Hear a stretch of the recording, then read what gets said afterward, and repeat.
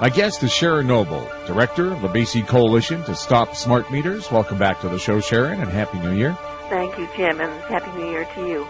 The industry that produces smart meters has finally admitted something that you've known all along. These things can blow up and catch fire. Yes, that's true. In an industry journal, it's called Energy Manager today, recently they had an article, and there was also a presentation. And Rubin, Mr. Rubin, Dr. Rubin, who is part of the industry, said that smart meters have some problems. And he acknowledged for the very first time that they do explode and they have caused fires. And he spoke quite extensively about a power surge in Sacramento, California last year that resulted in several hundred smart meters exploding and blowing off homes. They also talked at this meeting quite extensively about the fact that there are design flaws and there are problems with them that have not yet been addressed, and also the fact that it's very easy to reverse engineer these meters, making it easier to steal energy, which, of course, is another thing that we've been talking about, the hydro, and which hydro has been ignoring. So between the fact that these are fire hazards and we've got these on our homes against our will, the great savings that hydro is professing to see because it's stopping energy theft is probably not real. And industry is saying that both of these are major problems with the designs of these meters. What have BC authorities said about this? About the fires? Yes. Well, they're still saying nothing has occurred, that there are no fires. And I'm still working on a major report. I was hoping to have it done by now, but somehow the days just aren't long enough for me to fit them in, all the work in that I'd like to do. But I've got evidence that not only have there been fires and there have been failures, but the system is so badly, it works so badly, it's so incomplete, that they don't know what's happening. There are so many holes in the system where the fire reports are not being made on a timely basis to the fire commissioner, where the fire commissioner doesn't get full details about what is happening, even to make his annual report, which consists of just counting number of fires, that the safety authorities are not allowed to inspect or called in to inspect many of the electrical fires. And when they get there, the meters are often gone. And it's just one thing after another. No one knows what's going on. But yet BC Hydro maintains that there have been no fires. They have no basis for saying this whatsoever. And in fact, they're not being honest about it. There are fires. There have been fires. And many of the electrical fires that are occurring aren't even investigated. So we don't know what the cause is. There could be other things out there besides smart meters that are causing problems. But I can tell you that just the few hundred reports that I've requested, just on a random basis, people will be shocked to see my report when I finish with it. Because it's disturbing. It's very disturbing. And as far as power theft is concerned, hydro, people probably saw in their local newspaper, Back Publishing, on December 27th, released Hydro's annual financial report, and it was a year-end report for smart meters. In fact, it was the last financial report for smart meters. And in it, BC Hydro was claiming all sorts of benefits and all sorts of great savings that we'll see. I mean, most of this, if people really look at the report carefully, they'll see that there aren't such things as savings. In the report, Hydro said, within 25 years, so 2013 is what 2033, there will be benefits of over $300,000 from this billion-dollar-plus program. Now, that's not much. That when you think about it, That's not much. And this billion-dollar program that they've started will probably be 2 or 3 or 4 billion by the time 2033 rolls around. But what's really concerning is that the benefits that they're citing, which are only $15,000 a year on an investment of over $1 billion, come from things that they can't substantiate. They say it's basically from theft deterrence, reduction in theft. But yet the industry is saying there is no way that theft can be deterred. In fact, they're saying it's easier with wireless devices, with these wireless meters, than it was with analog to steal it. Hacking is easier. Anybody with a computer or a cell phone can hack into it. Also, this report is failing to include many of the things that we've discovered. Prime is that these meters have been overstated, oversold to the BC Utilities Commission and to the government, saying that they have a life expectancy of at least 20 years. We know that the analogs have a life expectancy of 30 years or more, and these pieces of plastic are supposed to last at least 20 years. Well, industry is admitting, and we have a testimony before the U.S. Congress, as a matter of fact, from one leading smart meter company that says the actual life expectancy is closer to 5 to 7 years. So that means that within the 30 years or 25 years before we're supposed to start seeing some benefits, these will have been replaced probably 3 or 4 times. This has not been built into the financial statement anywhere. There's no contingency fund for that. So when you ask, what does Hydro say? They've got nothing in there about fires in their financial report. They've got nothing in there about the fires that they've paid for, that they've paid to insurance companies for claims, or that they've paid customers. There have been some homes where there have been fires where Hydro has paid for it. They've also paid for damages to based upon the fact that there was sloppy and careless installation.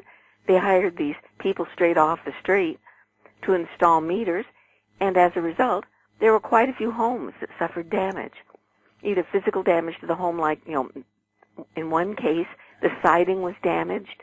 They pulled off the siding when they pulled off the meter. In other cases where they jammed the meter into place and they hadn't turned the power off, so a lot of appliances and televisions and computers and things blew up. In other instances, they caused a fire right then and there. So there's nothing in there about these costs. So when people look at that report that Hydro's putting out there, they can't believe a thing that's in it. That's what Hydro's telling us.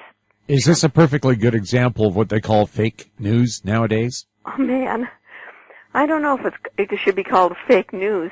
It's certainly fake. I mean, we've been told this over and over and over again that there are going to be all of these benefits. Nobody anywhere has seen any benefits.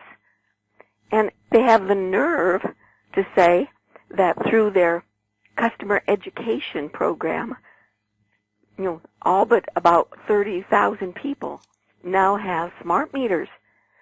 Through their customer education program, people were coerced, threatened, harassed, punished, charged exorbitant fees. This is through their customer education program. They should be ashamed of themselves. There's nothing here in this report that we can trust. And I think that, it just is typical of Hydro and this government right now, that we can't really trust anything that they tell us. It really is a shame. We'll have more with Sharon Noble right after the break. Gem International is a new diamond explorer in the richest diamond-producing country in Africa, located next to the 4th largest producing diamond mine in the world. International Spotlight is on an 1109-carat diamond recently discovered in Africa by a fellow Canadian junior with a proven operator and finance team. Gem International trades on the TSX Venture Exchange, symbol GI. Visit us at gemdiamondmining.com. In Goddard we trust. Welcome back. We're speaking with Sharon Noble.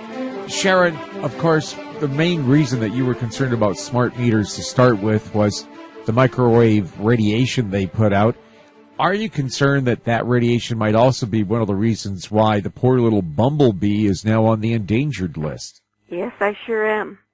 And as you point out, one more bumblebee. I think this is now 7 different types of bumblebees. It was the first one on the mainland U.S. There were quite a few in Hawaii. But, yeah, they're on the endangered list. And many people have noticed and reported on colony collapses and the fact that, the pollinators are having a great deal of difficulty. They're having to bring in bees from afar. And, it's the scientists that are looking at it are saying that they believe that it's a combination of factors. You can't just blame the microwave radiation that's, all over the place and you can't escape. Although there have been many studies that have shown that bees do react very, very quickly and dramatically. There are studies and demonstrations, if you Google and look for bumblebee and cell, see where people have, scientists have shown, for instance, if you put a cell phone that's on under a bee hive, that the bees don't return. They do not return. Now, they don't know whether it's because they feel the radiation and they stay away, or whether it's because the radiation interferes with their tracking systems, their natural guidance systems, and they can't find their way back. But many hives that are near cell towers or smart meters have been abandoned, and the queen is left to starve, and the hive dies. This is well known. It's been well documented for many years. Now, this is not the only pressure on these important little things. They also are facing the pesticides with the GMO foods. They're facing all sorts of different viruses, and their immune system is weakened by the radiation, just as our immune system is weakened by exposure to it. And as a result, they can't fight off these other things the way they used to be able to. And as Einstein said, once the pollinators are gone, once the bees are gone, we have 4 years left. We need these little things to keep our food, to pollinate our fruit and vegetables. And they're going, as are the birds, are the bats. These things are telling us something. They're reacting to it now, but humans are reacting to it too. We know that. The incidence of cancer is increasing, even though the Cancer Society and Perry Kendall deny it. The American Brain Tumor Association, put out a recent report saying that the incidence of brain tumors is increasing dramatically, especially in the age group of 15 to 39, which is the age group that you'd expect to be seeing hit hard. These are, first of all, the first people, the first generation, really, that has been exposed from even before they were born, but also the heavy users of cell phones. And it takes between what is estimated about approximately 20 years for the cancers to develop.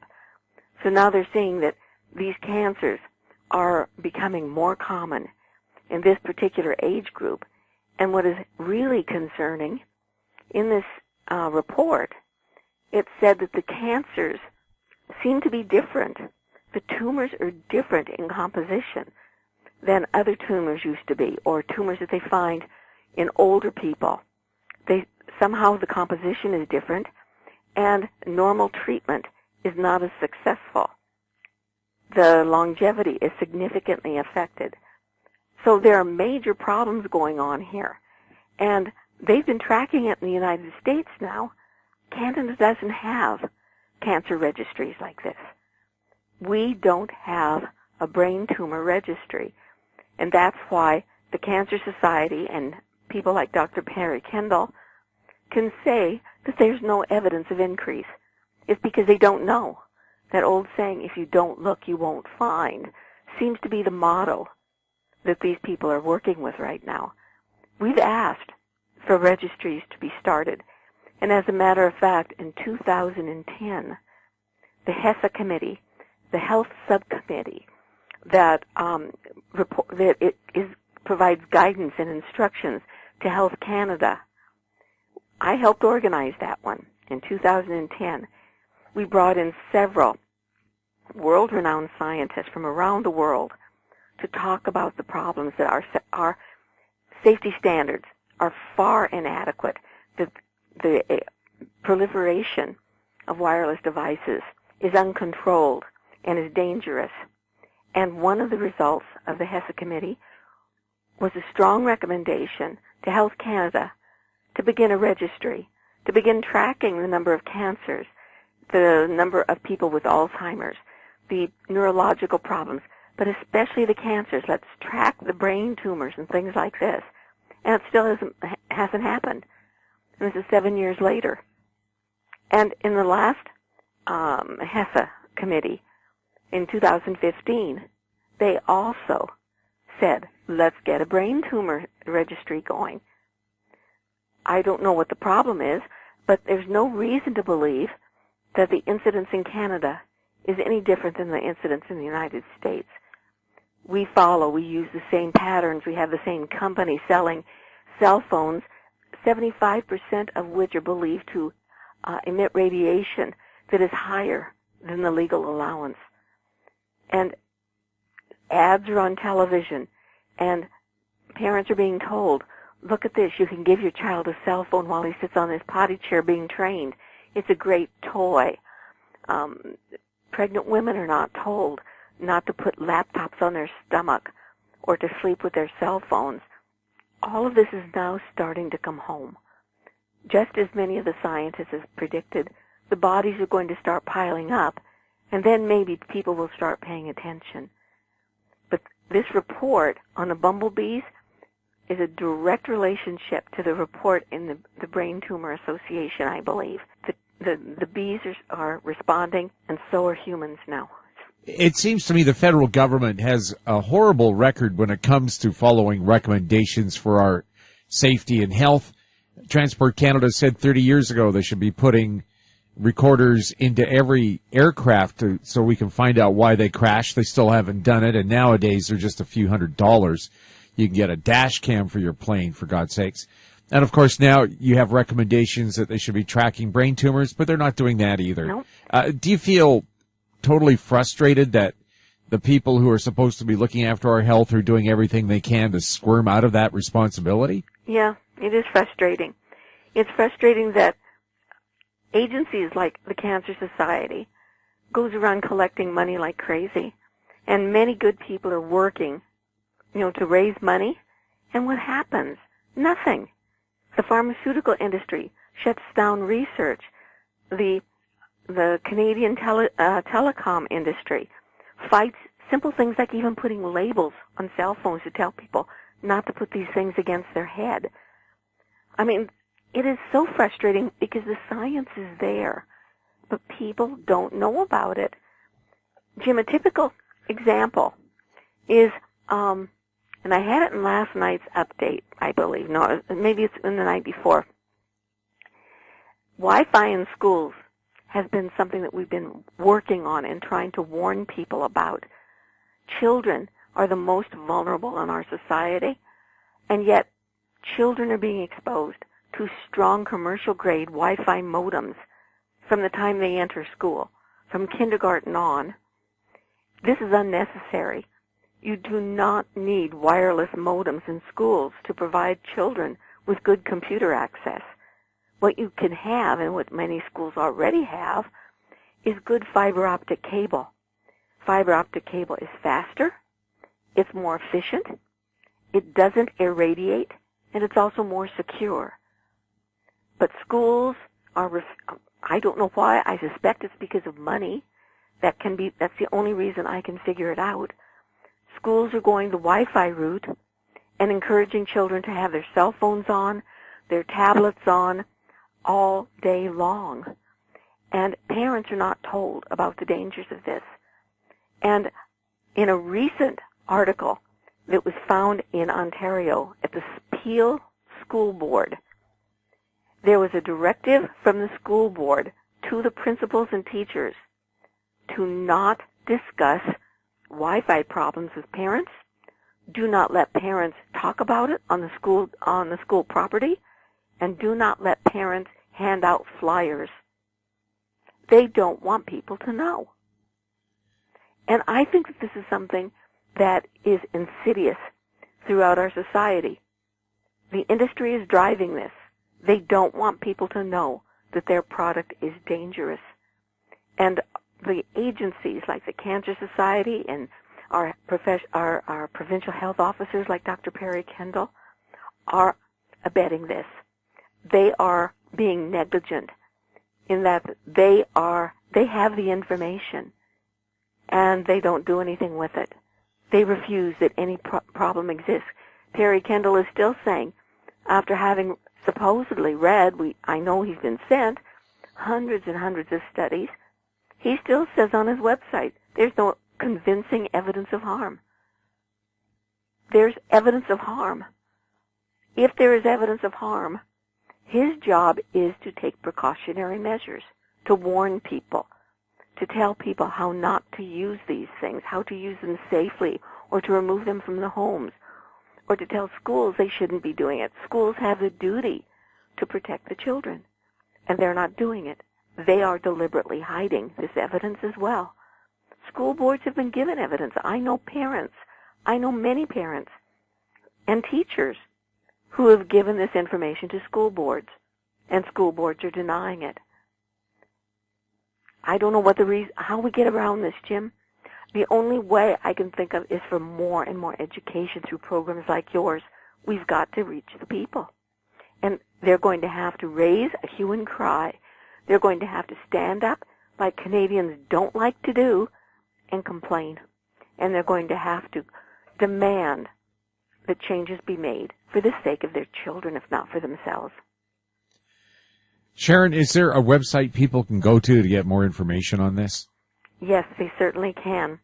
The coalition website is www.stopsmartmetersbc.com. And there are several excellent new websites that I've put on our website. There's one that came out, Amy Worthington is a very well-known author, and she wrote the Radiation Poisoning of America a few years ago. And I recently found her website. As a matter of fact, she sent it to me. And it's really excellent.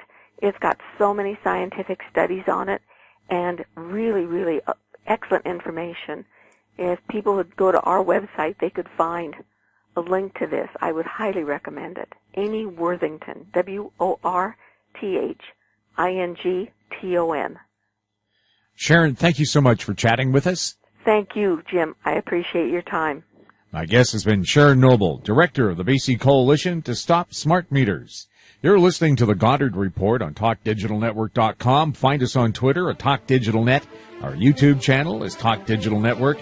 Questions for the show can be emailed to info@HowStreet.com. I'm Jim Goddard. Thanks for listening. Comments made on the Goddard Report and TalkDigitalNetwork.com are an expression of opinion only. The Goddard Report is available online and mobile at TalkDigitalNetwork.com. The Goddard Report is a production of How Street Media Incorporated.